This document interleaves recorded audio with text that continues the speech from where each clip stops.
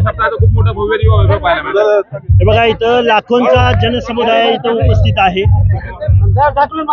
इथली माणसं प्रेमळ आहेत.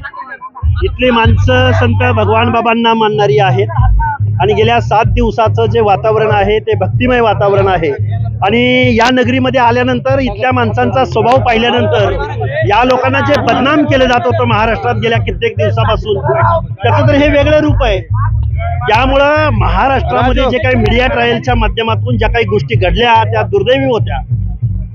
आज हा भक्तीचा जनसागर बघितल्यानंतर खरं तर हा बीड जिल्हा, हा विचार, ही माणसं महाराष्ट्राच्या पटलावर पुढे यायला हवीत असं मला वाटतं.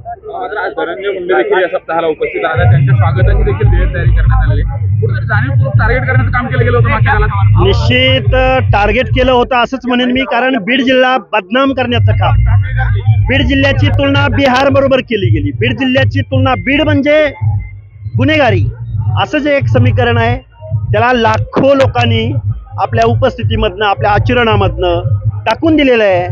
लाखो लोक इथं येत आहेत. त्यामुळं कृपया महाराष्ट्रामधल्या बीड जिल्ह्याची बदनामी थांबवा आणि हे पण रूप एकदा बीड जिल्ह्याचं महाराष्ट्राला कळू द्या. धनुभाऊंचं स्वागत केलं जातंय. विशेषतः एकीकडे या सगळ्या गोष्टी होत असताना धनुभाऊंना आजपर्यंत कुठल्याही सार्वजनिक कार्यक्रमात आले नव्हते. आज मोठा भव्य दिवस स्वागत देखील केलं जाणार. ही जनभावना आहे, ही समजून घेतली पाहिजे. समूह भावना, जनभावना ही या महाराष्ट्राला सुद्धा कळली पाहिजे. मात्र हे करण्याचं काम कोण करतं? इथं प्रत्येक गोष्ट राजकीय भावनेतनं, प्रत्येक गोष्ट जातीय भावनेतनं, ज्यांनी जातीयवाद केला त्याच लोकांनी या बीड जिल्ह्याची दुर्दैवानं बदनामी केलेली आहे. काय सांगणं असेल बदनामी करणार? बीड जिल्ह्याचं भक्तिमय स्वरूप कळू द्या महाराष्ट्राला, एवढीच माझी विनंती.